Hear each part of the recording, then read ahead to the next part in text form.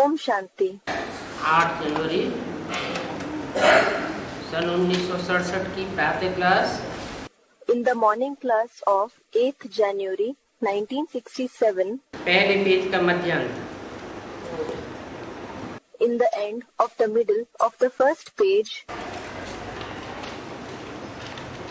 बात चल रही थी हमेशा बुद्धि में 3 धाम याद रखो। the topic being discussed was always remember the 3 abodes in your intellect. कौन से 3 धाम? Which are the 3 abodes? दुखधाम, The abode of sorrow, that is Dukhdham, Sukhdham और सबसे ऊंचा Shantidham. the abode of happiness, that is Sukhdham, and the highest of all is the abode of peace, that is Shantidham. इनके अधिपति कौन कौन हुए? Who are the rulers of these 3 abodes? दुखधाम का मुखिया The chief of Dukhdham is, someone said, Brahma. 3 पुरियां दिखाई गई हैं। 3 worlds are shown. नीचे की Puri Brahmapuri. The world which is below is Brahmapuri. कौन से धाम की ओर? Towards which abode is it? दुखधाम की ओर। Towards Dukhdham. और बीच में Vishnupuri Sukhdham. And the Vishnupuri is in the middle, Sukhdham. और सबसे ऊपर Shankarpuri. And above all is Shankarpuri. शांतिदेवा Shantidham की ओर। The deity of peace, that is Shantideva, towards Shantidham. तो 3 धाम बुद्धि में याद रखो। So remember the 3 abodes in your intellect. Shantidham जहाँ आत्माएं रहती है, Shantidham, where the souls dwell. मना आत्म की स्थिति रहती है। Meaning, there is soul consciousness there.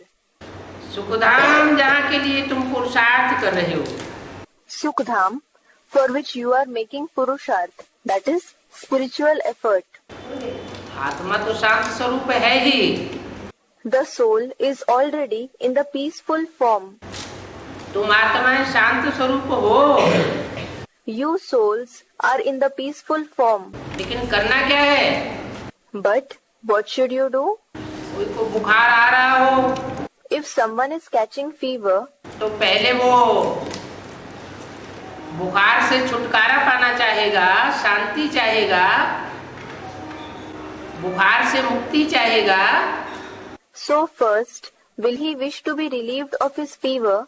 Will he wish to obtain peace, to be liberated from the fever?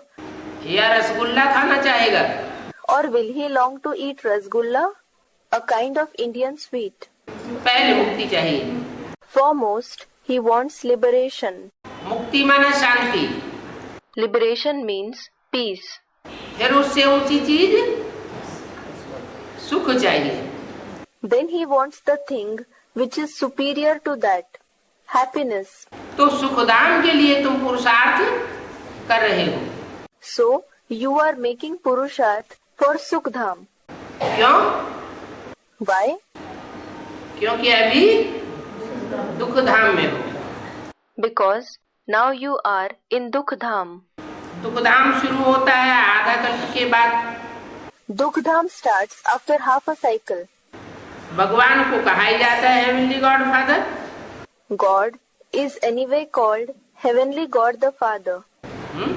Heavenly God father माना हेवन का रचयिता बाप।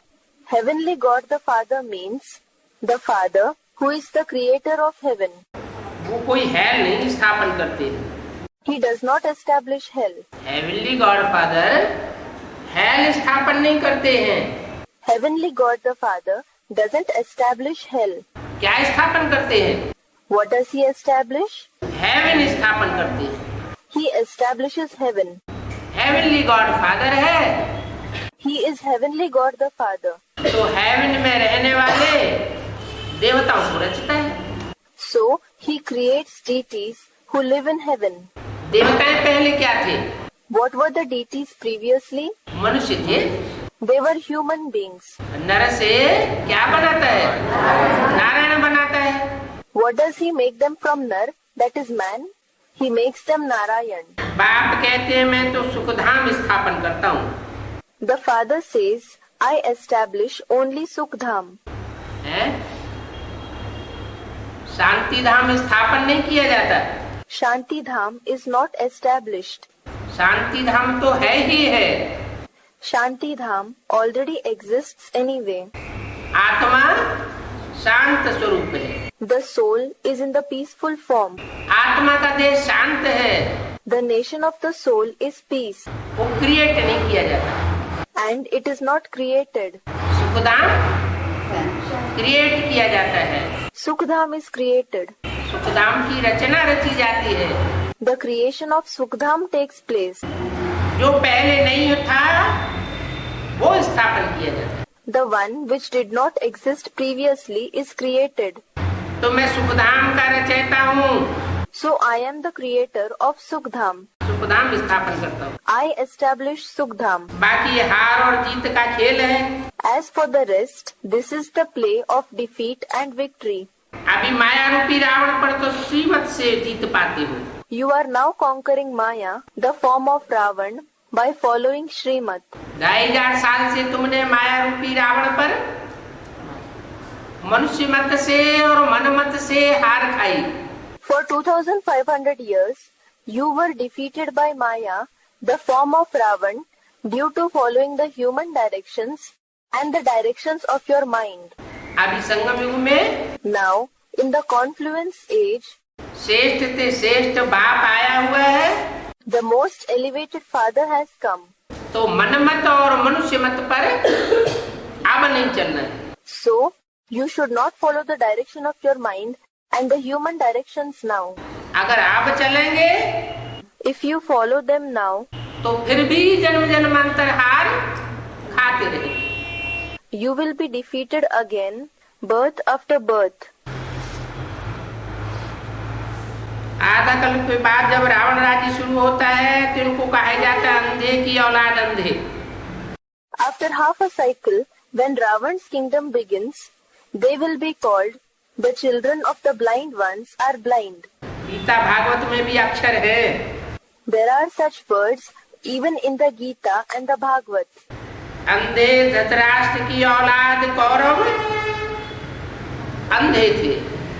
The children of the blind Dhritarashtra, the Kauravas, were blind. बाप खुद कहते हैं वो है अंधे की औलाद अंधे।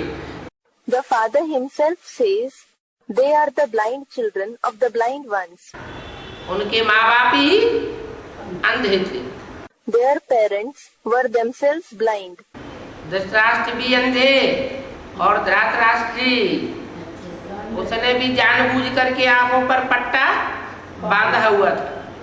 Dhritarashtra was blind and Dhritarashtri had blindfolded her eyes deliberately. बातें कहाँ की हैं? To which period are these topics related?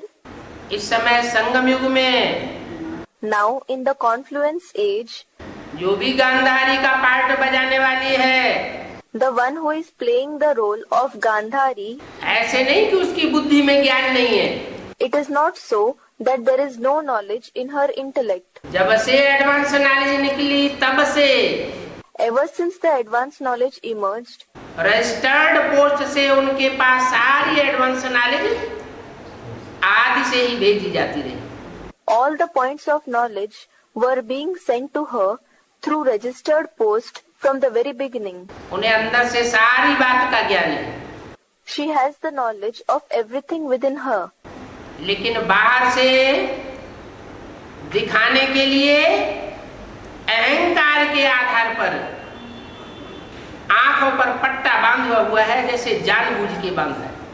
But for outward appearance, she has blindfolded her eyes out of ego. She has done it deliberately. और ये है सोझरे की औलाद सोझरे। And these are the bright children of the bright ones. Dhritarashtra और Yudhishthir.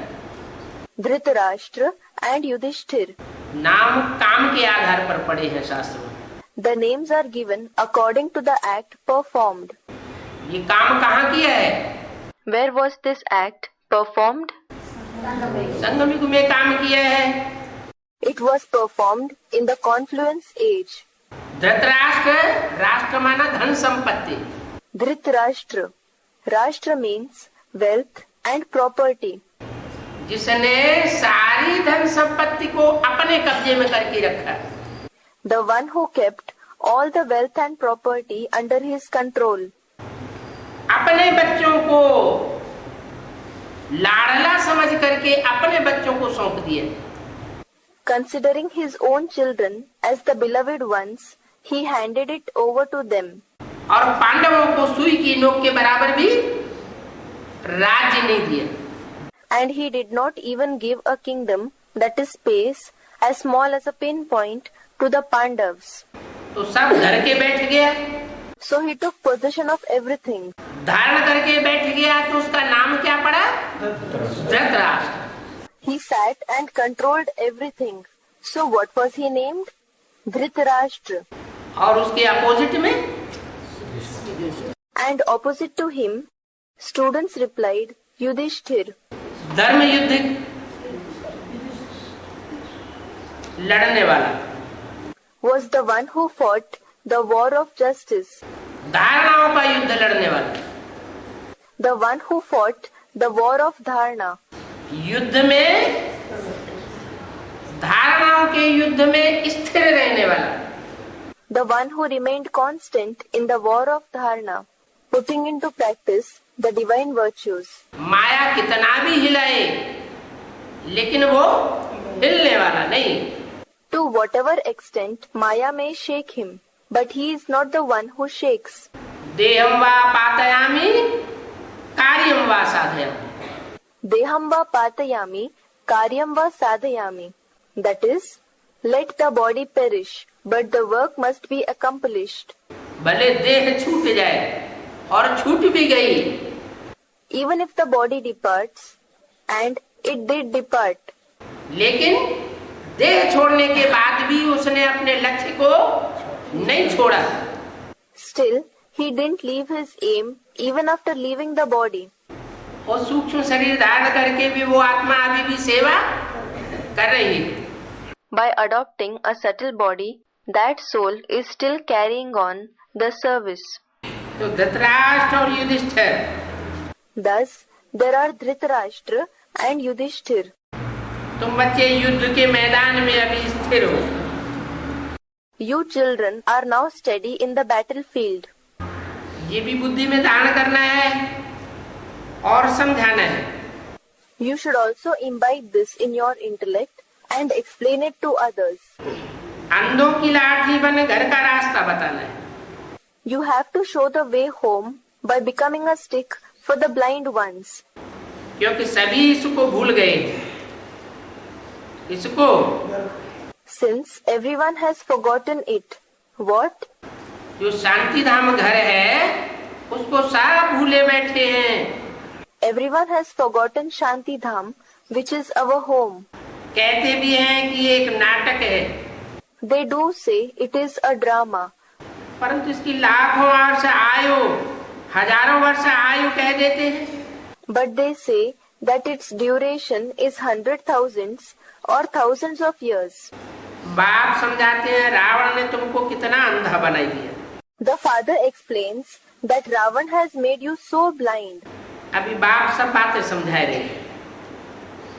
Now the father is explaining everything. इतना अंधा बनाई दिया मना? Made you so blind means बाप आकर के जब ज्ञान सुनाते हैं, when the father comes and narrates knowledge, तो जो सुनने वाले हैं, those who listen to him, वो पहले छोटे छोटे बच्चे होते हैं या बड़े होते हैं? are they at first in the form of small children or are they adults? छोटे बच्चे होते हैं, बेसिक नॉलेज पढ़ते हैं। They are small children. They study the basic knowledge. उनको गहराई की बात का ज्ञान नहीं होता। They don't have knowledge about the deeper issues of knowledge. तो अभी बाप सब बातें समझा रहे हैं। So, now the father is explaining everything. बाप को knowledgeful कहा जाता है. The father is called knowledgeful, that is knowledgeable. इसका मतलब ये नहीं है कि हर एक के अंदर को जानने वाला हूँ. It doesn't mean that he knows everyone's inside, that is mind. knowledgeful का मतलब क्या लगा लेते हैं? What do they consider being knowledgeful to be? भगवान तो सब कुछ जानता है. They think God certainly knows everything. हर एक की घट-घट को जानने वाला है. He knows everything about everyone. अरे 500-700 करोड़ मनुष्य आत्माएं.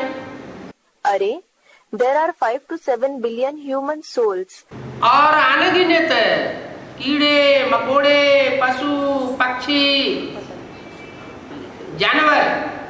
And uncountable insects, spiders, birds and animals. कितनी ना आत्माएं हैं. There are so many souls.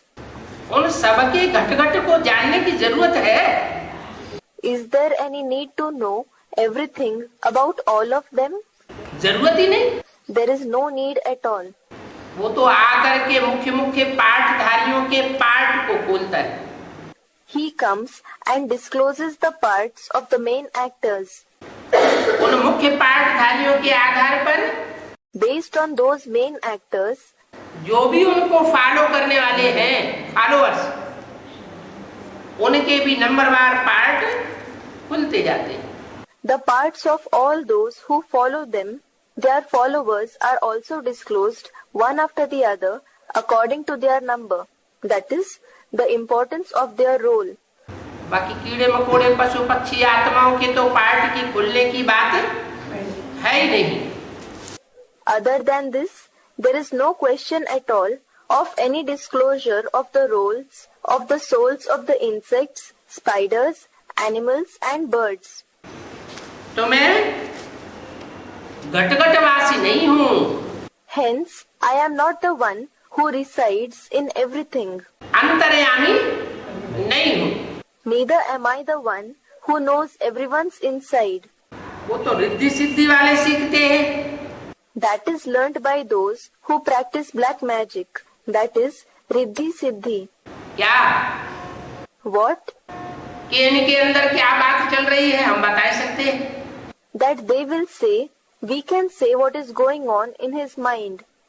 सड़क पर मजमा लगाने वाले देखे होंगे. You might have seen people who gather a crowd on the road. कोई बच्चे को कोई आदमी को सुलाए देते हैं.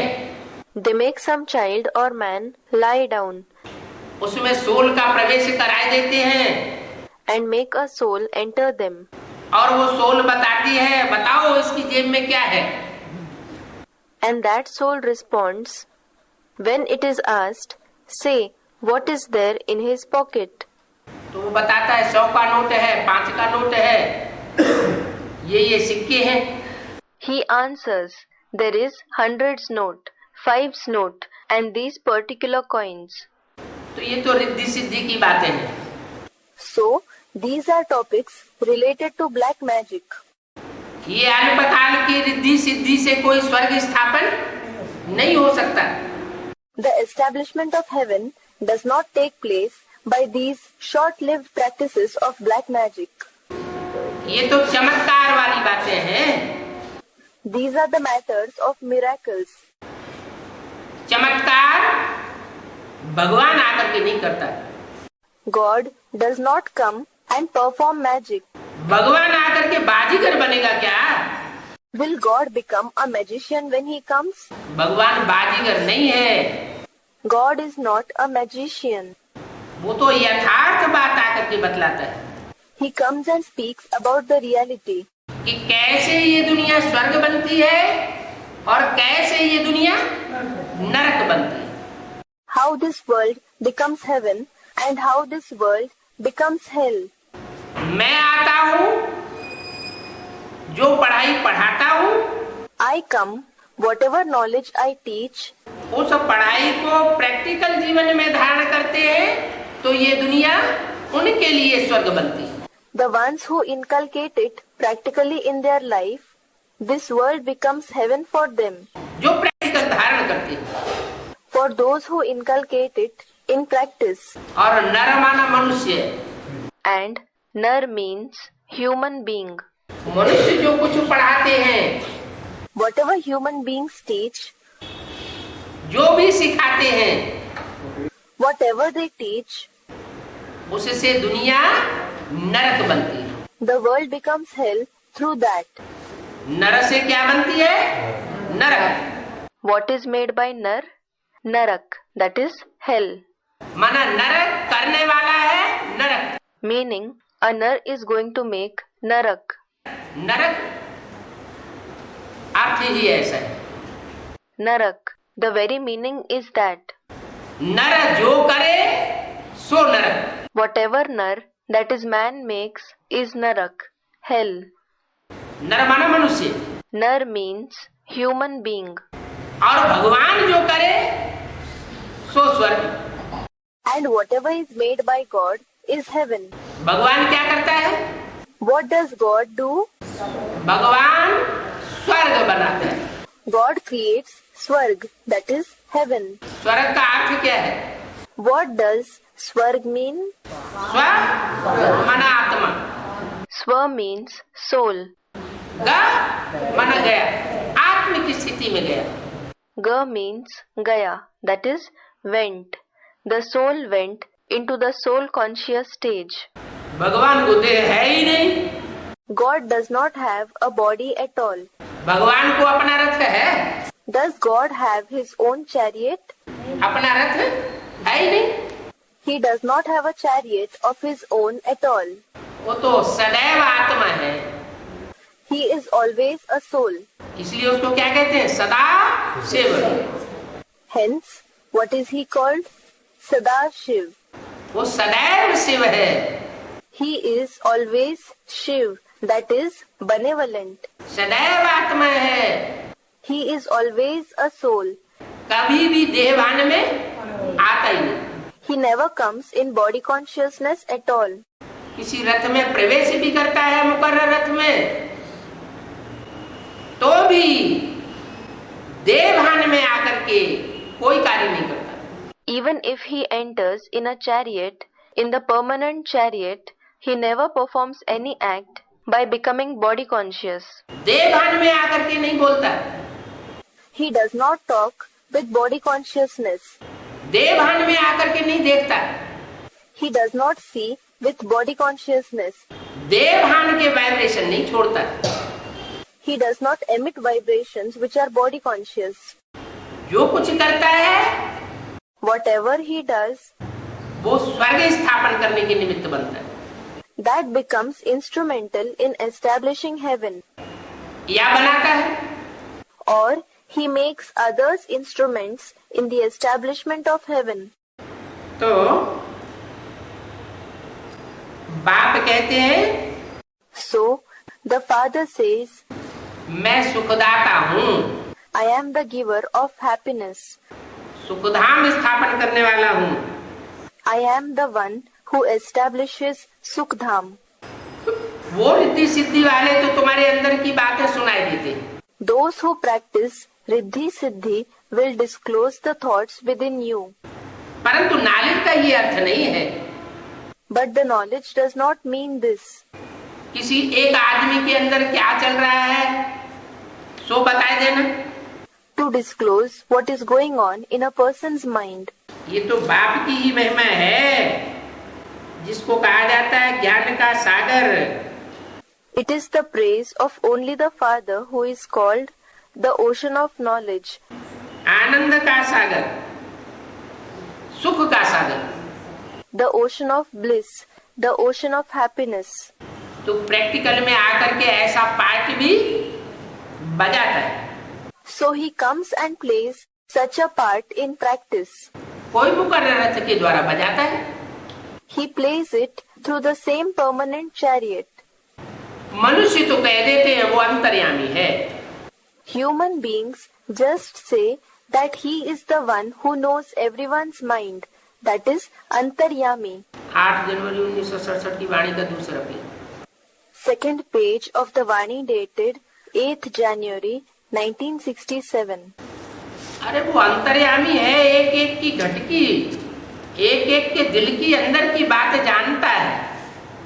They say, Are, he is antaryami. He knows the thoughts of each and everyone's mind. He knows about the feelings in each and everyone's heart. जानने का काम करता है। He does the work of knowing it. और कोई उसको काम नहीं है क्या? Has he no other work? कि एक एक के अंदर घुसे, एक एक के अंदर जा हर बात को जाने। That he would enter each and everyone and know everything in them? एक एक के अंदर को बैठ करके जानेंगे क्या? Will he sit and know about each and everyone's mind? अभी तुम बच्चे समझते हो। Now you children understand जैसे दुनिया में टीचर होते हैं, that just as there are teachers in the world, ऐसे वो भी सुप्रीम टीचर है। similarly, he is also a teacher, the supreme teacher. हमको पढ़ाते हैं। He teaches us. कौन पढ़ाते हैं? Who teaches?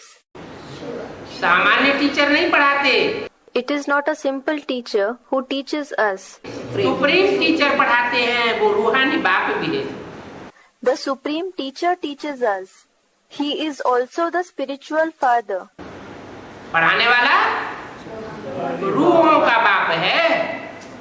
The one who teaches is the father of the spirits. रूहानी टीचर भी है, रूहानी सतगुरु भी है। He is the spiritual teacher as well as the spiritual Sadguru. वो बाप टीचर तो जिस्मानी होते हैं।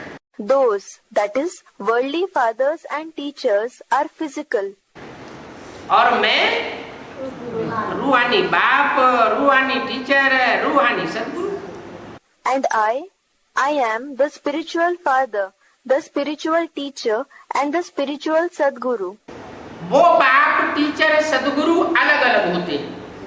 Those worldly fathers, teachers and Sadgurus are separate. बाप अलग होगा, There will be a separate father, teacher अलग होगा, a separate teacher, और सदगुरु अलग होगा। और यहाँ and a separate Sadguru. And here, यहाँ एक ही मुकर्रर रथ के द्वारा बाप भी है। here, through a single permanent chariot, he is the father, teacher भी है और सदगुरु भी बनता है। the teacher, and he also becomes the Sadguru. Brahma के द्वारा, Through Brahma, ब्रह्मा के द्वारा क्या उसने ज्ञान का बीज बोया? through Brahma, did he sow the seed of knowledge? अगर ब्रह्मा के द्वारा ज्ञान का बीज बोया होता तो ब्रह्मा मुझते क्यों जब उनको साक्षात्कार हुए? Had he sown the seed of knowledge through Brahma, why did Brahma become confused when he had visions? गुरु से पूछने की क्या दरकार थी? What was the need for him to ask gurus? Varanasi में विद्वान पंडितों आचार्यों के पीछे पढ़ने की जाने की क्या दरकार थी? What was the need to wander in Varanasi behind pandits, scholars and teachers? वो ज्ञान का बीज बोने वाला टीचर का स्वरूप नहीं हो सकता। He cannot be the form of the teacher who sows the seed of knowledge. वो तो ज्ञान को धारण करने वाली धरणी का रूप में है। He is indeed the form of the land that assimilates the seed. धरणी को माता कहा जाता है। The land is called the mother. धारणा करने वालों में वो आत्मा सबसे तीखी है। That soul is the sharpest among the ones who assimilate the knowledge. तो धारणकर्त्री माता है। Thus, he is the mother who assimilates the knowledge. कौन? Who? ब्रह्मा। Brahma. और उसमें ज्ञान का बीज धारण किसने कराया? And who made her assimilate the seed of knowledge? कौन बाप? Someone replied, the father. Who the father? Someone said, Father Shiv. अंत में जब सब जगह से हार गए, Finally, when he failed to receive an explanation in all places, तो ब्रह्मा अपने साक्षात्कारों का रहस्य पूछने के लिए अपने भागीदार के पास पहुंचे। कलकत्ते में। Brahma approached his partner in Calcutta to ask about the secrets of his visions. और भागीदार में परमात्मा शिव ने प्रवेश करके उनके साक्षात्कारों का पूरा अर्थ समझाई दिया। And in the partner, the Supreme Soul Shiv entered and explained completely the meaning of his, that is, Brahma's visions. उनको भी समझ में आ गया, which he too understood. तो वो बाप भी है उसी स्वरूप के द्वारा। So he is also the father through that particular form. दो ही आत्माएं सृष्टि रूपी रंगमंच पर विशेष पार्ट बजाने वाली हैं। There are only two souls who play a special role on the stage-like world. Hero heroine कहो, Call them hero heroine, सृष्टि रूपी गाड़ी के दो पहिए कहो, राम और Krishna, or call them the two wheels of the vehicle-like world, that is Ram and Krishna. Krishna वाली soul मृदुल part बजाती है, माता का पार्ट बजाती है। Krishna's soul plays the gentle role, the role of the mother. और राम वाली आत्मा बाप का पार्ट बजाती है। And Ram's soul plays the role of the father. इसलिए मुरलियों में कभी ऐसे कहा गया, राम बच्चे को कहा जाता है, कृष्ण बाप को कहा जाता है। Therefore, is it mentioned anywhere in the Murlis that the child is called Ram and the father is called Krishna? क्या कहा गया? राम बाप को कहा जाता है और कृष्ण बच्चे को कहा जाता है। What was mentioned? The father is called Ram and the child is called Krishna. ऐसे भी बोला, ब्रह्मा को तो बाबा बेबी कहते हैं। It has also been said, Baba calls Brahma baby. माने बुद्धि से बेबी बुद्धि आत्मा थी। Meaning, with regard to the intellect, that soul had a baby's intellect. जितना शिव बाबा ने उनके मुख से बोल दिया, बस उतना ही समझा, उसके आगे उनकी बुद्धि नहीं चलती थी। He understood only to the extent that Shiv Baba spoke through his mouth. His intellect did not work beyond that. तो दुनिया में बाप, टीचर, सदगुरु अलग अलग होते हैं। Thus, in the world, the father, the teacher and the Sadguru are separate people. और यहाँ एक ही पर्सनालिटी के द्वारा सुप्रीम सोल बाप भी बनता है, टीचर भी बनता है और सदगुरु भी बनता है। But here, the Supreme Soul Father plays the role of the father, the teacher as well as the Sadguru through a single personality. करके कोई बाप टीचर भी होते हैं दुनिया में, बाप भी होता है, प्राइमरी स्कूल में पढ़ाने वाला टीचर भी होता है। In the world, sometimes the father may also be the teacher for his child. He is the father as well as a teacher who teaches him in primary school. परंतु गुरु तो हो नहीं सकता। But he certainly cannot be his guru. और यहाँ And here, यहाँ बाप भी वही, टीचर भी वही, गुरु भी वही। here he alone is the father, the teacher and the guru. तथाकथित ब्राह्मण इन बातों को नहीं जानते। The so-called Brahmins don't know these things. कौन से ब्राह्मण? Which Brahmins? दुनियावी ब्राह्मणों की तो बात ही छोड़ो। Leave the topic of the worldly Brahmins alone. लेकिन जो ब्राह्मणों की दुनिया में कुखवंशावली ब्राह्मण है, But the lab-born progeny Brahmins who are in the Brahmin world वो इस बात को समझते नहीं है। do not understand this topic. वो क्या समझते हैं? What do they understand? कि ब्रह्मा ही बाप था, That Brahma himself was the father, Brahma he teacher था और ब्रह्मा ही सदगुरु था, हमारी सदगति करके गया है। Brahma himself was the teacher and Brahma himself was the Sadguru.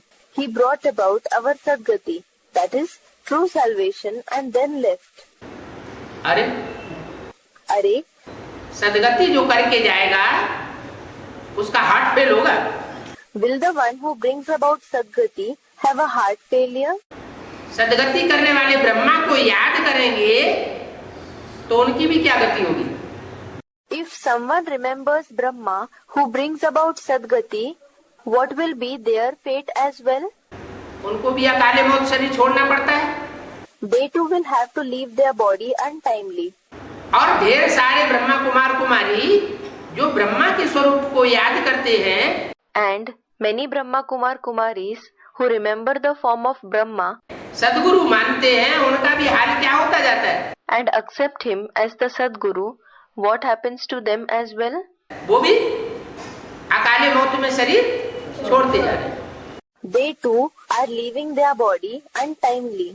तो बाप कहते हैं ये बात लगती नहीं है। So the father says, this does not seem appropriate कि मैं एक रूप के द्वारा that I should perform one part through one form, दूसरे रूप के द्वारा दूसरा part, the second part through a second form, तीसरे रूप के द्वारा तीसरा पार्ट बजाऊं। नहीं, and the third part through a third form. No. मैं तो एक ही रूप के द्वारा बाप भी हूँ, टीचर भी हूँ और सदगुरु भी। I am indeed the father, the teacher and the Sadguru through a single form. वो गुरु तो मनुष्य गुरु है। Those gurus are just human gurus. यहाँ तो यह है सुप्रीम रूह। Here, this one is the supreme spirit indeed. वो गुरु है और ये सतगुरु है। They are gurus and this one is the Sadguru. Sikh लोग कहते हैं सतगुरु, एक सतगुरु अकाल मूर्त है। The Sikhs say, Ek Sadguru Akal Murt. That is, the one Sadguru is immortal. एक सतगुरु ही है जिसको काल खा नहीं सकता। The Sadguru is the only one who cannot be devoured by death. और जो मूर्तिमान भी होता है, मूर्त माना साकारी, And who is also Murtiman. That is, corporeal. Murt means corporeal. और अमूर्त माना आकारी या निराकारी, And Amurt means subtle or incorporeal. जिसकी मूर्ति न हो, The one who does not have a murti, that is, body. तो वो सदगुरु अकाल मूर्त है और एक ही है। So that Sadguru is Akal Murt. And he is the only one like that. एक है सदगुरु और बाकी सब है गुरु। Only one is the Sadguru and all the rest are gurus. सतगुरु एक है। The Satguru is only one. सत्य माना सच्चा, Sat means true. तो एक है सच्चा, तो बाकी सब कैसे हो गए? Thus, only one is true. What are all the rest like? सारे झूठे हो गए। All of them are false. भले वो स्वीकार नहीं करेंगे, क्रोध में आ जाएंगे, Even though they won't accept this, even though they will become angry, लेकिन उनके सामने हिस्ट्री रख दी जाए दुनिया की, if the history of the world is placed before them, ये 2500 वर्ष की हिस्ट्री जो मनुष्यों के गुरुओं बनाने से जो हिस्ट्री हमारे सामने आई है, that history of 2500 years that has come in front of us, during which the human beings made gurus, उससे दुनिया नीचे गिरी है या ऊपर उठी है? did the world meet with downfall through it or did it raise up? Students, it has met with downfall. जो दिव्य गुण हैं वो मनुष्यों में बढ़े हैं या घटे हैं? Did the divine virtues increase in human beings or have they decreased? घटते गए, आसुरी गुण बढ़ते गए। They have been decreasing. The devilish traits have been increasing. तो वो सदगुरु हुए या झूठे गुरु हुए? झूठे गुरु हुए। So, are they the Sadguru or are they false gurus? They are false gurus. यहाँ तो सुप्रीम रूह है, परमपिता परमात्मा। Here it is the Supreme Spirit, Parampita Paramatma, that is, the Supreme Father, Supreme Soul. आत्मा को परमात्मा नहीं कहा जाता। A soul is not called a Supreme Soul. ऐसे नहीं कि सभी आत्माएं परमात्मा है। not so that all the souls are supreme souls. ये भी कोई समझते नहीं। No one understands this either. कहते हैं परमात्मा ने अर्जुन को साक्षात्कार कराया। They say that the supreme soul showed visions to Arjun. कहा, अर्जुन ने कहा बस बस बस करो, अब मैं सहन नहीं कर सकता। He said, Arjun said, stop that. I cannot tolerate any more. हम तेज नहीं सहन कर सकते। I can't tolerate the intensity. ये सब बातें सुनी हुई हैं। These are all hearsay topics. तो समझते हैं परमात्मा ऐसा तेजोमय होगा। So they think the supreme soul might be so intense. अरे जैसे आप और सब आत्माएं ज्योति बिंदु होती है, वैसे मैं भी ज्योति बिंदु। अरे, just as all of you souls are points of light, in the same way I too am a point of light. आग के पास आते थे, Even when they went near fire, तो भी साक्षात्कार में चले जाते थे। they used to see visions. कहते थे बस करो, बहुत तेज है। They used to say, stop that, it is very intense. हम सहन नहीं कर सकते। We can't bear it. तो जो सुना वो बुद्धि में बैठा हुआ है, भरा रहता है। So, whatever they have heard sits in their intellect. It fills the intellect. बाप कहते हैं जो जिस भावना से याद करते हैं, तो मैं उनकी भावना को पूरा कर देता हूँ। The father says, whoever remembers me with whichever feeling, I fulfill their feeling. Hanuman को याद करते हैं, तो उनकी भावना को पूरा करने के लिए हनुमान का साक्षात्कार करा देता हूँ। If someone remembers Hanuman, I show him the visions of Hanuman to fulfill his feelings. माँ काली को याद करते हैं, तो माँ काली का साक्षात्कार करा देता हूँ। If they remember Mahakali, I show them the visions of Mahakali. Ganesh को याद करते हैं, तो गणेश भगवान के रूप में साक्षात्कार करा देता हूँ। If they remember Ganesh, I show them a vision in the form of God Ganesh. भावना की पूर्ति होती है तो भक्तों को खुशी हो जाती है। When their feelings are fulfilled, the devotees feel happy. साक्षात्कार होने से समझते हैं बस मुक्ति धाम हम पहुँच गए। By seeing visions, they think that is all. We have reached Mukti Dham, that is, abode of liberation. परंतु नहीं, But no, मुक्ति धाम में कोई साक्षात्कार से जा नहीं सकते। no one can reach the abode of liberation through visions. Narad का भी मिसाल है। There is also the example of Narad.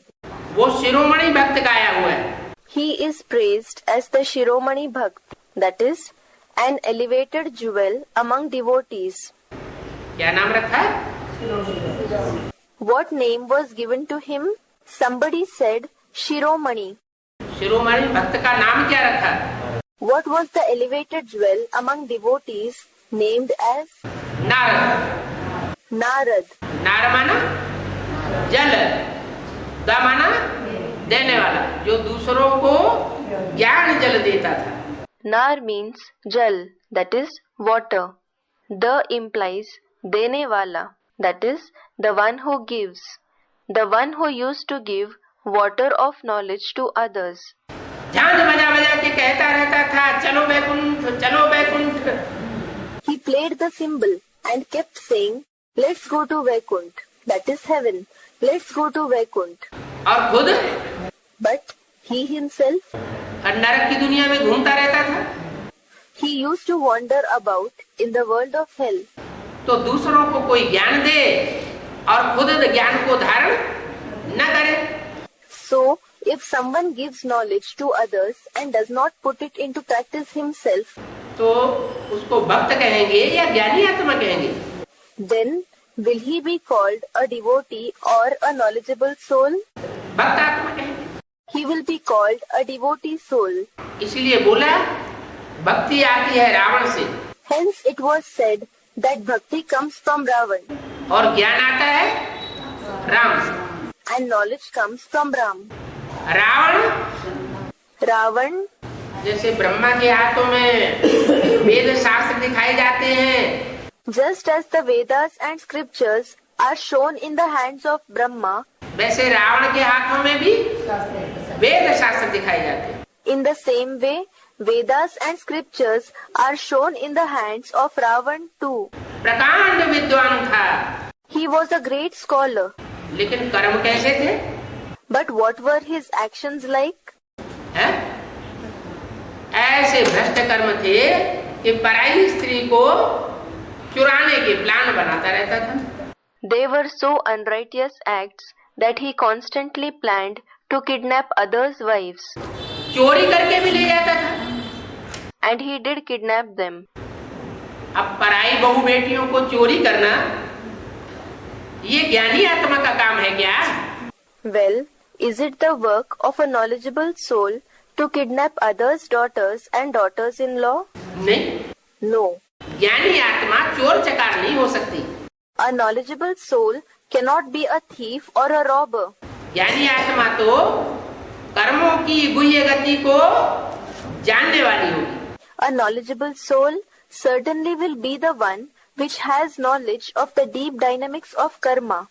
ऐसे कर्म करती है और दूसरों से ऐसे कर्म कराती है He performs activity in such a way and has others perform acts in such a way कि न दूसरे दुखी हों और न स्वयं कभी दुखी हो। that neither should the others become sorrowful, nor should he himself ever feel sorrowful. तो भक्त शिरोमणि जो नारद गाया हुआ है उनसे पूछा गया, So Narad, who is praised as the elevated jewel among devotees, was asked, कि तुम लक्ष्मी को वर सकते हो? Can you wed Lakshmi? तो कहा हाँ, हम लक्ष्मी को वर सकते हैं। He said, Yes, I can wed Lakshmi. जहाँ स्वयंवर हो रहा था वहां पहुंच गया। He reached the place where Swayamvar was being held. Swayamvar, a ceremony in which the bride chooses her bridegroom by garlanding him among the gathering of suitable bridegrooms. Lakshmi वरना वरमाला लिए हुए घूम रही थी। Lakshmi was moving around holding the garland. तो जहाँ जहाँ लक्ष्मी जाती थी वहाँ वहाँ जाकर के सामने खड़ा हो जाता था। Narad went and stood in front of Lakshmi wherever she went. सामने जाके खड़ा हो जाता था। उसको यही पता नहीं था मेरा मुंह बंदर के जैसा बना दिया गया। He went and stood in front of her, but he did not know that his face was made to appear like that of a monkey. तो लक्ष्मी झिझक के दूसरी तरफ चली जाती थी। So Lakshmi hesitated and went to the other side. वो फिर जाके दूसरी तरफ खड़ा हो जाता था। He went and stood on the other side again. तो ये नारद का मिसाल है। Thus, this is the instance of Narad. उनसे कहा तुम अपनी शक्ल देखो। He was asked to look at his own face. तो फिर ज्ञान जल के भरे हुए लोटे में अपनी शक्ल देखने लगा। Then he looked at his face in a vessel full of the water of knowledge. तो देखा बंदर जैसी शक्ल है। Then he saw that his face was like that of a monkey. ऐसे दुर्गति को पाए हुए फिर मुक्ति कैसे पावेंगे? How will the ones who have degraded to such an extent attain liberation? Bhaktamala भी होती है, ज्ञानियों की माला भी होती है। There is the rosary of devotees, that is Bhaktmala, as well as the rosary of knowledgeable souls. और विष्णु की माला भी होती है। And there is the Vishnu's rosary as well. Vishnu की माला माना विजय माला। The rosary of Vishnu means the Vijay Mala, that is the rosary of victorious souls, जो पूजी जाती है। which is worshipped. Rudramala, The Rudra Mala, that is the rosary of Rudra, ज्ञानी तू आत्माओं की माला, is the rosary of knowledgeable souls. रुद्राक्ष के मणके होते हैं। There are beads of Rudraksh. उन रुद्राक्ष के मणकों में मुख बने हुए होते हैं। There are mouths in those beads of Rudraksh. कोई में एक मुख, कोई में 4 मुख, कोई में 10 मुख, कोई में 14 मुख। Some have one mouth, some have 4 mouths, some have 10 mouths, some have 14 mouths. वो मुख है यादगार कि इतने इतने मुख ने प्रवेश किया है बोलने के लिए. Those mouths are the memorials of the fact that these many mouths, that is, souls, have entered in order to speak. इतनी आत्माओं ने मुख धारण किया है ज्ञान सुनाने के लिए. These many souls have taken that mouth in order to narrate knowledge. तो वो रुद्राक्ष के मण के मुख लेने की यादगार है. Hence, those Rudraksh beads are the memorials of taking the mouth. तो जरूर उसमें कोई मण का ऐसा होता होगा जिसमें सिर्फ सुप्रीम सोल ही प्रवेश करके ज्ञान सुनाता है. So certainly there might also be one such bead in which only the Supreme Soul enters and narrates knowledge. वो मण का विरल मिलता है. That bead is rarely found. कोई मण के ऐसे तो दो बातें करते हैं. Some beads are such that they double speak. चार बातें करते हैं. कोई ऐसे होते हैं जो 14 तरह की बातें करते हैं. Some speak in 4 different ways. There are some who speak in 14 different ways. माना जितनी प्रवेश करने वाली आत्मा उतने तरह की बातें सुनाने लग पड़ती. It means as many souls enter, they start to speak in that many different ways. तो अनेक मत वाली आत्माएं होंगी. So, if there are souls who have different opinions, तो रावण का यादगार दिखा दिया. then they have shown the memorial as Ravan. Ravan को कितने मुख दिखाते हैं? 10 मुख दिखाते हैं. How many mouths is Ravan shown with? Ravan is shown with 10 mouths. 10 मुख का मतलब वो एक मुख से एक बात नहीं करता था. By 10 mouths, it is meant that he didn't used to speak one thing through a single mouth. 10 मुखों से 10 प्रकार की बात करता था. He used to speak 10 types of things through 10 mouths. तो उसके कौन से मुख का डायरेक्शन माना जाए? Then the direction of which of his mouths should be accepted? किस डायरेक्शन पर चला जाए? Which direction should be followed? एक आदमी आज एक बात करता है, कल दूसरी बात करता है, परसों तीसरी बात करता है. If a person speaks one thing one day, speaks another thing the next day, and speaks a third thing the next day, तो झूठा हुआ या सच्चा हुआ? is he a liar or a truthful person? Someone said he is a liar. भक्ति मार्ग में सब झूठ ही झूठ है. Everything is just false in the path of bhakti. इन रावण के मुखों से आती है भक्ति. Bhakti comes from these mouths of Ravan. अनेक प्रकार का ज्ञान सुनाते हैं. They give different types of knowledge. और भगवान आकर के एक मुकर्रर रथ के द्वारा एक प्रकार की ही बातें बताते हैं. And God comes and speaks only one type of words through one permanent chariot. वो बातें कभी पलटती नहीं है. Those words never change. तो बाप समझाते हैं. So the father explains भक्त भी सब नंबरवार है.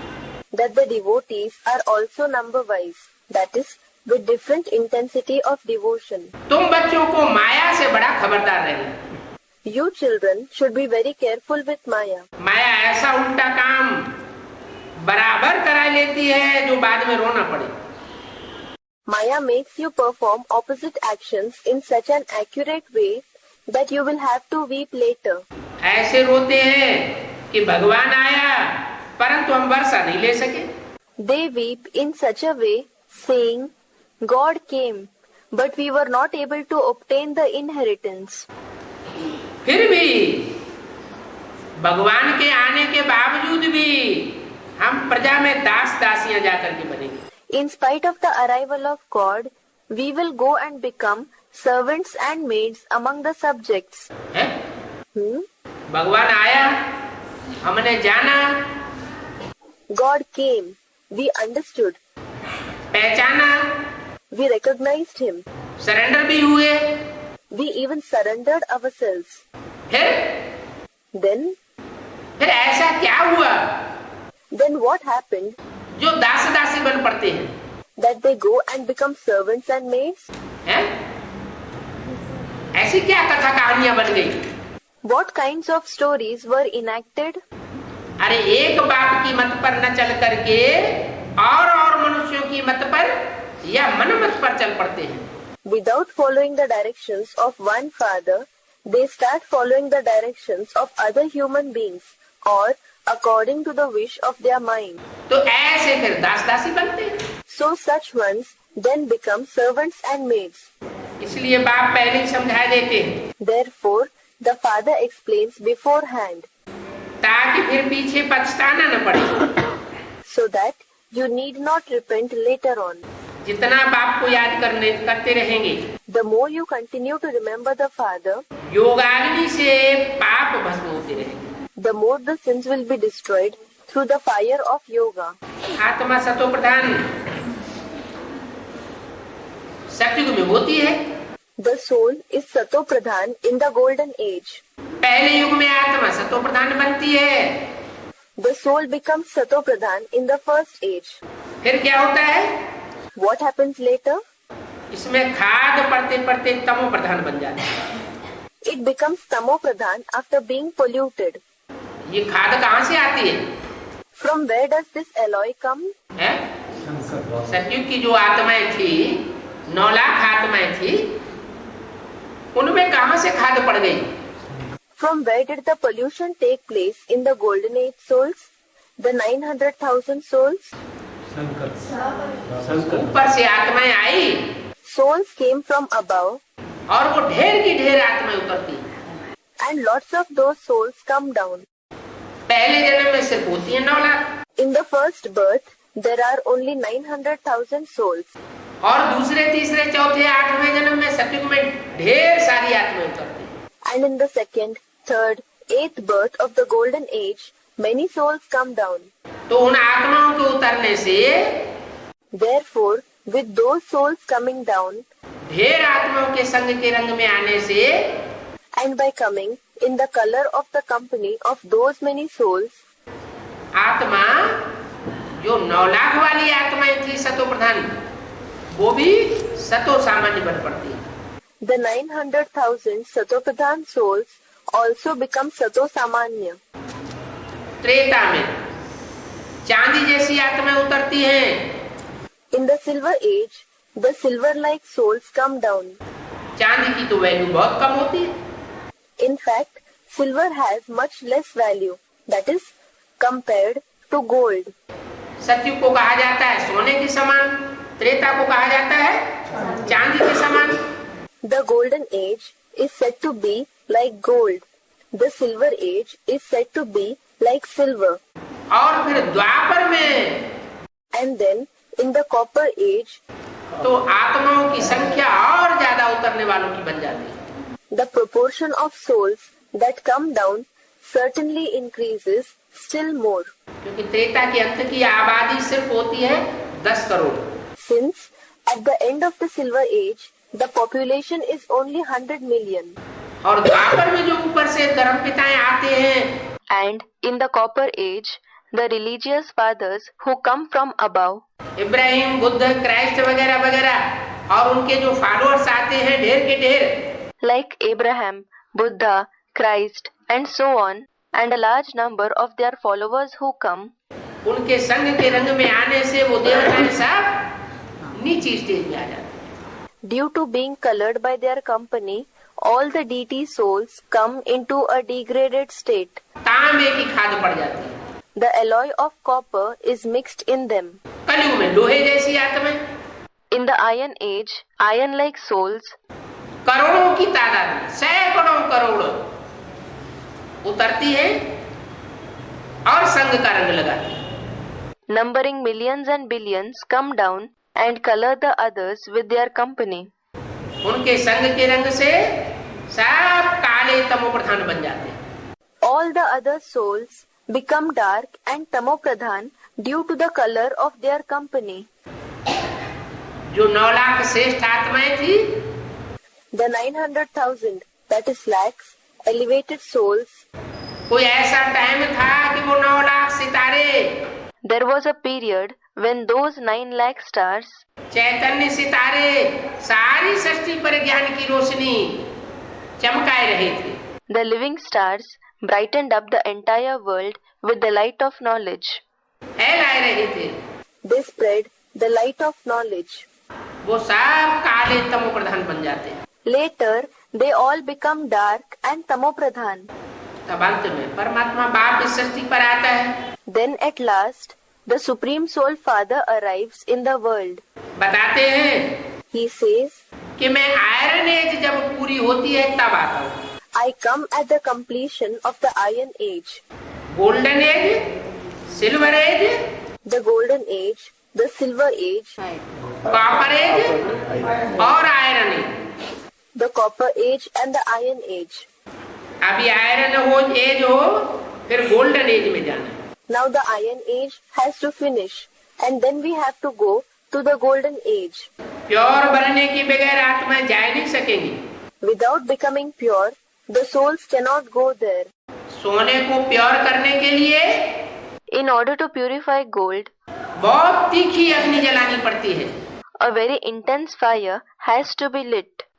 धीमी अग्नि से सोना गलता नहीं है। Gold does not melt in a moderate fire.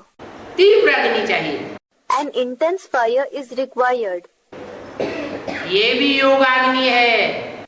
Here, this is also the fire of remembrance. योगाग्नि में In the fire of remembrance, अगर दूसरी आत्माओं की याद आती रही if the other souls are also remembered, तो पाप कर्म भस्म होने वाले नहीं। then the sinful actions will not be burnt to ashes. ये पापों की खाद है। It is the contamination of sins. पाप आत्माओं के संग के रंग से जो खाद पड़ी है विकारों की, The adulteration of vices that has occurred through the color of the company of the sinful souls, काम क्रोध लोभ मोह अहंकार, ये नष्ट होने वाले नहीं है धीमी अग्नि से। lust, anger, attachment, greed and ego, these are not going to be destroyed in mild fire. इसलिए तीक्ष्ण याद चाहिए। Hence, intense remembrance is required. तीक्ष्ण याद माना एक की लगन में मगन। Intense remembrance means absorbed in the love of one. दूसरे की व्यभिचारी याद आई और फिर खाद पड़ना शुरू हो जाती है। If there is adulterated remembrance of others, then it starts to contaminate again. तो सतयुग में प्योरिटी बनती है। So, purity is acquired in the Golden Age. जहाँ प्योरिटी होती है वहाँ पीस और प्रॉस्पेरिटी बन जाती है। Where there is purity, there peace and prosperity also prevails. यहाँ प्योरिटी नहीं है तो दुनिया में पीस भी नहीं है और प्रॉस्पेरिटी भी नहीं है। Here, due to the absence of purity, there is neither peace nor prosperity in the world. तो देखो रात दिन का फर्क है। Thus, there is a vast difference, that is, like day and night. जैसे रात में अंधेरा ही अंधेरा और दिन में सोझरा ही सोझरा। Just as there is only darkness at night and only brightness in the day. तो बाप समझाते हैं ये बचपन अभी भूल नहीं जाना। So the father explains, don't forget this childhood now. क्यों? Why? बाप आकर के जो ज्ञान सुनाते हैं, जो बेसिक नॉलेज देते हैं, The father comes and narrates the knowledge, gives the basic knowledge. बच्चों को प्यार से पढ़ाते हैं, प्यार से ब्रह्मा के द्वारा पालना देते हैं, Teaches the children lovingly and gives loving sustenance through Brahma. ये बचपन भूल नहीं जाना। Don't forget this childhood. ऐसा न हो कि औरों के संग के रंग में आकर के It should not be the case that by coming in the color of the company of others, shooting period में तुम मेरे को बिल्कुल भूल जाओ। you forget me completely in the shooting period. मेरी सहयोगी भुजा बनने के बजाय Instead of becoming my helping hand, और ही विरोधी बन जाओ। you become an opponent even more. क्योंकि मेरी यादगार जगन्नाथपुरी में टूटा दिखाया जाता है. Because in Jagannath Puri, a temple in Orissa, India, my memorial is shown without arms. कोई सहयोगी नहीं रहता. There are no helpers. तो माया कड़ी परीक्षा लेती है. So Maya takes a tough test. सारी दुनिया का माहौल ही चेंज कर देती है. She changes the very atmosphere of the entire world. इतना माहौल बिगाड़ देती है. She spoils the atmosphere to such an extent कि जो बच्चे मेरे बच्चे वो ही मेरी गिलानी करने लग पड़ते हैं. that the children who are my children, they themselves begin to defame me. Ibrahim Buddha Christ आकर के डायरेक्ट गिलानी नहीं करते. Abraham, Buddha, Christ do not come and defame me directly. मेरे बच्चे मेरी सबसे ज्यादा गिलानी करते हैं.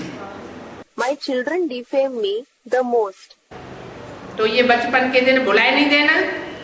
So don't forget these days of your childhood. बाप ने तुम बच्चों को अभी अडॉप्ट किया है मुख से. The father has now adopted you children through the mouth. तुमको मुखवंशावली बनाया है. He has made you the mouth-born children. Brahma द्वारा अडॉप्ट करता हूँ. I adopt you through Brahma. ये अडॉप्शन है. This is adoption. बाप स्त्री के द्वारा बच्चों को अडॉप्ट करता है. A father adopts the children through the wife. तो ये भी बाप है. So this one is the father too. Brahma द्वारा तुम बच्चों को अडॉप्ट किया है मुख के द्वारा. You children have been adopted through Brahma through the mouth. जैसे बाप होते हैं पहले स्त्री को अडॉप्ट करते हैं. Just as the father adopts the mother first. फिर बच्चे पैदा करते हैं. Then he creates the children. बच्चे जब बड़े होते हैं तो बच्चे भी क्रिएटर बनते हैं, बाप बनते हैं. When the children grow up, they too become creators. They become fathers. स्त्री को अडॉप्ट किया जाता है, उसको रचना नहीं कहेंगे. A wife is adopted. She can't be called a creation. ये भी बाप अडॉप्ट करते हैं कि तुम हमारे बच्चे हो. Even here, the father adopts the children and says, "You are my children." बाप कहते हैं तुम हमारे वो ही बच्चे हो जिनको कल पहले अडॉप्ट किया था. The father says, "You children are the same children who were adopted a kalpa, that is, cycle ago." जो अडॉप्टेड बच्चे होते हैं उन बच्चों को ही बाप से वर्षा मिलता है. Only the adopted children receive the inheritance from the father. यहाँ पेट के बच्चे नहीं हैं. Here, the children are not born through the womb. कैसे बच्चे हैं? What kind of children are they? Adopt किए हो. अडॉप्ट करना माना स्वीकार करना कि तुम मेरे बच्चे हो. Adopted ones. To adopt means to accept. You are my child. ऊंचते ऊंच बाप से ऊंचते ऊंच वर्षा मिलते हैं. We receive the highest inheritance from the highest father. ऊंचते ऊंच है ही भगवान. The highest on high is God. तो कौन सा वर्षा देंगे? So, what inheritance will he give? ऊंचते ऊंच वर्षा है गति और सदगति. The highest inheritance is Gati and Sadgati. गति माना Shantidham. Gati means the abode of peace. और सदगति माना Sukhdham. And Sadgati means the abode of happiness. तो देखो एक सेकंड में फिर ब्रह्मा से विष्णु बन जाते. So look, they become Brahma to Vishnu in a single second. Lakshmi Narayan विश्व के मालिक हैं. Lakshmi Narayan are the masters of the world. अभी तुम सतयुग के मालिक बन रहे हो. At present, you are becoming the masters of the golden age. क्या कहा? What was said? दो मालिक की बात बताई. एक विश्व के मालिक. Two masters were mentioned. One, the master of the world. और एक सतयुग के मालिक, and the other the master of the golden age. सतयुग के मालिक कौन? Who are the masters of the golden age? जो ब्रह्मा सरस्वती, जो राधा कृष्ण की आत्माएं हैं, Brahma and Saraswati, that is the souls of Radha and Krishna, वो हल्की पढ़ाई पढ़ती हैं, बेसिक नॉलेज वाली, शरीर रहते रहते study the primary knowledge, that is the basic knowledge, along with their body. इसलिए वो अपने शरीर से विश्व के मालिक नहीं बनती। Hence, they do not become the masters of the world with their body. काय का मालिक बनती है? They become the masters of what? सतयुग का मालिक। They become the masters of the golden age. और उनको जो जन्म देने वाले माता पिता होते हैं, वो विश्व के मालिक बनते हैं। And their parents who give birth to them become the masters of the world. जो विश्व के मालिक बनते हैं, वो डायरेक्ट मेरे द्वारा बनते हैं। Those who become the masters of the world become so directly through me. Supreme soul आकर के जो पढ़ाई पढ़ाता है, उसके द्वारा बनते हैं। They become so through the knowledge that is taught by the Supreme Soul. क्यों? ये अंतर क्यों पड़ गया? Why? Why did this difference arise? है? ब्रह्मा सरस्वती की आत्माएं जो ज्यादा धारणावान है, The souls of Brahma and Saraswati who have more dharana, धारण करने की शक्ति वाली है, who have the power of dharana, वो सतयुग के मालिक बनी became the masters of the golden age. और उनको जन्म देने वाले विश्व के मालिक बन गए। And their parents became the masters of the world. विश्व का मालिकाना प्राप्त करने के लिए दुनिया के बड़े बड़े आदमी हुए, महान महान पुरुष हुए, उन्होंने कितना कितना ताकत लगाई। The great people, the great men of the world, put in such effort to obtain the mastership of the world. Napoleon, Mussolini, कितनी ताकत लगाई। Napoleon, Mussolini, they put in such a lot of effort. लेकिन विश्व के मालिक नहीं बन सके। But they could not become the masters of the world. क्योंकि उनका रास्ता गलत था। Because their method was wrong. वो बाहुबल से विश्व के मालिक बनना चाहते थे। They wished to become the masters of the world through physical power. हमारे भारत में तो गाया जाता है, विश्व विजय करके दिखलावे तब होवे परिपूर्ण हमारा, झंडा ऊंचा रहे हमारा। It is indeed sung in our Bharat, that is India. विश्व विजय करके दिखलावे तब होवे प्रणपूर्ण हमारा, झंडा ऊंचा रहे हमारा. That is, our vow will be accomplished when we attain victory over the world. Let our flag fly high. हमारा जो झंडा है वो 3 रंग के कपड़ों का है। Our flag is made of 3 colored cloths.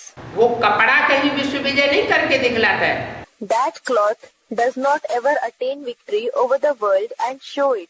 कपड़ा माना शरीर। Cloth means body. आत्मा शरीर रूपी कपड़े को धारण करती है। A soul takes on this cloth-like body. तो 3 आत्माएं हैं, ब्रह्मा, विष्णु और Shankar. Thus, there are 3 souls, Brahma, Vishnu and Shankar. ये शिव की त्रिमूर्ति है। These are the Trimurtis of Shiv. त्रिमूर्ति शिव कहा जाता है। He is called Trimurti Shiv. इन 3 मूर्तियों के द्वारा वो निराकार शिव सारे विश्व के ऊपर बादशाही प्राप्त कराता है युग बल के द्वारा हम बच्चों को। That incorporeal Shiv makes us children attain the kingship of the entire world through the power of yoga through these 3 murtis. तो ब्रह्मा की सोल, सरस्वती की सोल सतयुग में बादशाही प्राप्त करती है। Hence, the souls of Brahma and Saraswati attain the kingship in the golden age. और तुम बच्चे विश्व के मालिक बनते हो। Whereas you children become the masters of the world. ये अंतर क्यों पड़ जाता है? Why does this difference arise? है? A student They study directly from the father, don't they? तो उसमें तो बाप की सोल, सुप्रीम सोल प्रवेश ही करता है ब्रह्मा में। The Supreme Soul himself enters in that one, in Brahma. इससे ज्यादा डायरेक्ट और क्या होगा? What will be more direct than that? मुरली का अच्छा नहीं समझा। मुरली का अच्छा तरह से गहराई में नहीं गया। Student, he didn't go into the depth of the Murli properly. तो पढ़ाने वाला तो उसी के अंदर था। The one who teaches was within him, wasn't he? नहीं। Student, he didn't study in his body. No. बाप के रूप में पाठ है? बाप के रूप में पाठ नहीं। अच्छा चलो, माँ के रूप में पाठ था। Student, he was not a father's role. Okay, he played the role of a mother. सवाल तो ये है कि जो माँ के रूप में पाठ था उसमें सुप्रीम सोल पढ़ाने वाला था। In fact, the question is that the one who played the role of the mother and the one in whom the Supreme Soul was teaching. लेकिन वो सतयुग का मालिक क्यों बना, विश्व का मालिक क्यों नहीं बना? Why did he become the master of the golden age and not of the world? Student replied, he surrendered everything, didn't he? हाँ, सब कुछ अर्पण भी किया। Yes, he surrendered everything indeed. अपने बच्चों को भी वर्षा नहीं दिया। He didn't even give the inheritance, that is, limited inheritance, to his children. वो पुरुषार्थ भी ऐसा ना किया है, स्वर्ग में जाने के लिए पुरुषार्थ किया। Student replied, he did purusharth to go to heaven. स्वर्ग में जाने का पुरुषार्थ किया, हम क्या नरक में जाने का पुरुषार्थ कर रहे हैं? He did purusharth to go to heaven. Are we making purusharth to go to hell? वो यहाँ ही नहीं, मूल बात ये हुई। नहीं नहीं नहीं। Student, no. From the beginning itself, no. The main thing is that, student, to become a point. No. मूल बात ये हुई कि माँ जो होती है वो बच्चों के प्रभाव में आ जाती है। The main thing is, the mother is influenced by the children. बच्चों की मत पर चल पड़ती है। She follows the opinion of the children. Brahma नाम था ना? The name was Brahma, wasn't it? Brahma, बड़ी माँ। Brahma, the senior mother. सृष्टि की बड़े थी बड़ी माँ। The most senior mother in the world. से दुनिया में होता है, माताएं होती है। Just as in the outer world, there are mothers. जब बच्ची है तो बाप के अधिकार में है। In her childhood, she is under the control of her father. जब शादी हो जाती है तो पति के अधिकार में रहती है। After getting married, she is under the control of her husband. बच्चे पैदा हो जाते हैं, बड़े बड़े हो जाते हैं।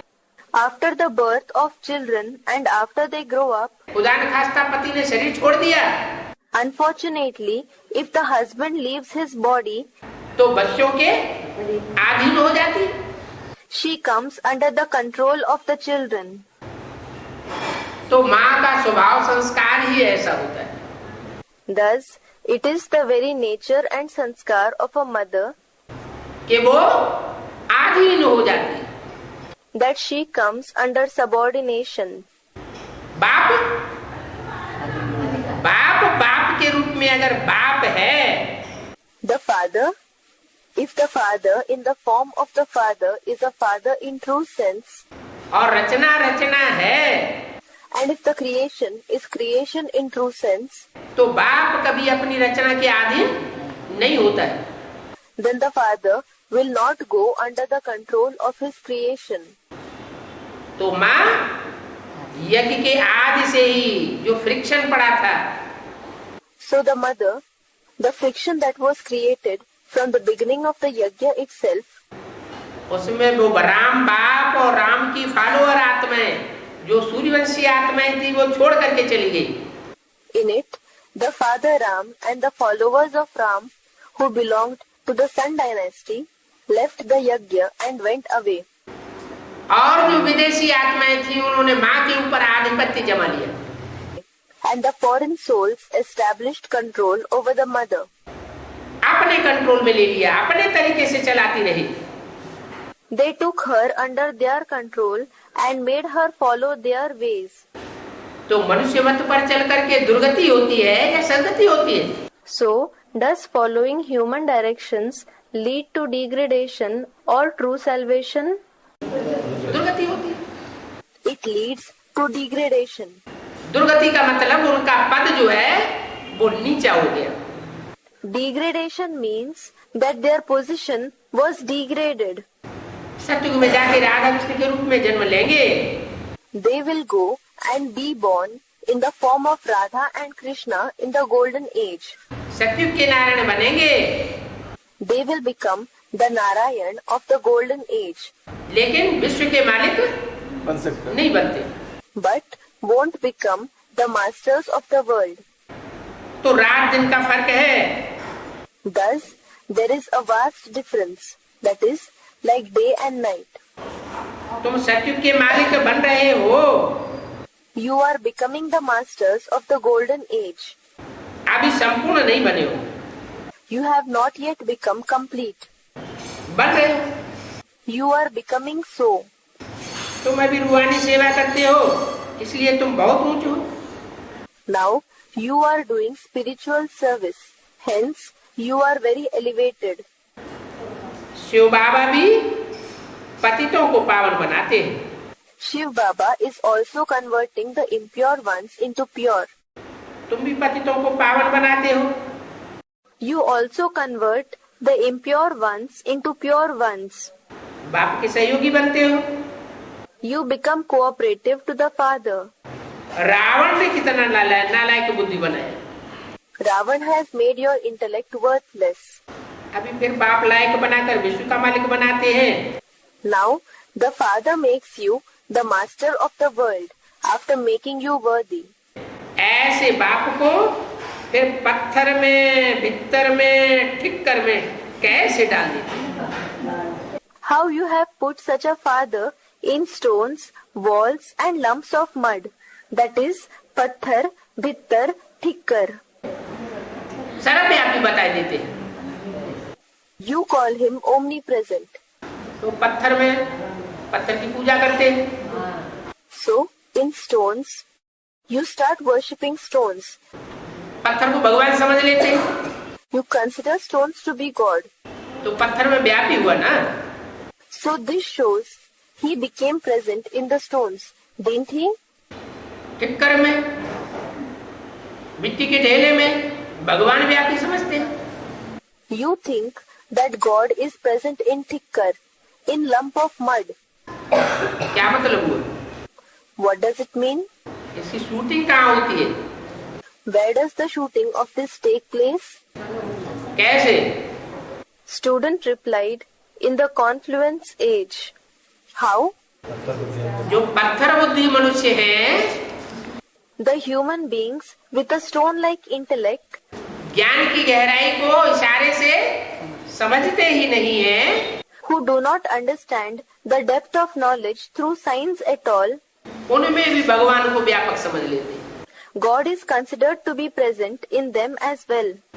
ठिक्कर, Thikkar, जो थोड़ी सी माया की ठोकर लगे और टूट जाए, ज्ञान में से ही टूट पड़ते हैं। those who break away from knowledge with a slight hit of Maya. अज्ञानी बन जाते हैं। They break away from knowledge itself and become ignorant. ऐसों को भी भगवान समझने लग पड़ते हैं। They start considering such ones also to be God. भित्तर, भीत माने दीवार, Bhittar. Bheet means wall. जो ज्ञान के रास्ते में दीवार बन करके अड़ जाते हैं।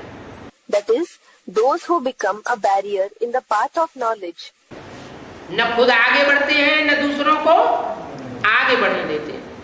Neither they go ahead themselves, nor do they let others go ahead. जैसे माया बेटी का मिसाल, Just as the example of daughter Maya. माया न खुद बाप को पहचानती है, Maya, neither does she recognize the father herself. Gandhari बन करके आंखों पे पट्टा बांध लेती है, She blindfolds herself like Gandhari, और न दूसरों को बाप का स्वरूप पहचान में लाने देती। nor does she allow others to recognize the form of the Father. तो ज्ञान के रास्ते में दीवार बन करके खड़ी हो गई ना। Thus, she is standing as a barrier in the path of knowledge, isn't she? दुनिया में कोई दीवार बहुत प्रसिद्ध है? Is any wall very popular in the world? चीन की दीवार। Student replied, the Great Wall of China. The Great Wall of China. कौन सा धर्म खंड है? Which religious land is it? बौद्ध धर्म खंड। The Buddhist religious land. सबको बुद्धू बनाई देती। She fools everyone. जितने भी धर्म संप्रदाय हुए हैं, However many religions that existed, पुराने भी, even old ones, उनमें सबसे जास्ती बुद्धू कौन बन गए? among them who turned out to be the most foolish, किनकी राजाई सबसे कम चलती है? whose kingship lasts for the least duration, हैं बहुत पुराने, they are very old indeed, लेकिन राजाई उनकी बहुत थोड़े समय चलती है। but their kingship lasts for a very short while. कौन से धर्म के लोग हैं? बौद्ध धर्म। They are people of which religion? Buddhism. माया ऐसा बुद्धू बनाई देती है। Maya makes them so foolish. बाप कहते हैं, The father says, ये खेल बना हुआ है, this play has been made. फिर भी ऐसे ही होगा। It will happen like that again. पहले भी ऐसे ही हुआ था। It happened like this before as well. और ये जो शूटिंग पीरियड चल रहा है, इस शूटिंग पीरियड के समाप्ति में, And at the completion of the shooting period that is going on now, फिर भी माया बुद्धू बनाई। once again Maya will fool them. अभी ड्रामा प्लान अनुसार आया हूँ, Now, according to the drama plan, I have come. तुमको समझाता हूँ। I explain to you. इसमें जरा भी फर्क नहीं पड़ सकता। There cannot be any difference in this. जैसे कल पहले समझाया था, वैसे अभी समझाता हूँ। I explain to you in the same way as I did a kalpa ago. बाप आने में 1 सेकंड की भी देरी नहीं करते। The father does not delay his arrival by even 1 second. ऐसे नहीं कि 5000 साल पहले जल्दी आ गया था। It is not so that I came early 5000 years ago. और अभी इस कल्प में देरी से आऊंगा। And I will come late in this kalpa. नहीं, No. जिस सेकंड पहले आया था, उसी सेकंड अभी भी आता हूँ। I come in the same second in which I had come previously. जैसे बाबा को रीइंकारनेशन है, Just as there is the reincarnation of Baba, तो बच्चों का भी रीइंकारनेशन होता है। similarly there is the reincarnation of the children. तुम भी अवतरित होते हो। You too incarnate. आत्मा यहाँ आकर के फिर साकार में पार्ट बजाती है। The soul, after coming here, plays its role in the corporeal. इसको कहा जाता है अवतारिया। This is called avatariya, incarnation. ऊपर से नीचे पार्ट बजाना। Coming from above and playing the role below. बाप का ये अलौकिक दिव्य जन्म है। This is the subtle, that is alokik, divine birth of the father. तुम्हारा पहला जन्म दिव्य होता है, Your first birth is divine. और बाद में गर्भ से जन्म लेते रहते। And after that, births after births, you are born through the womb.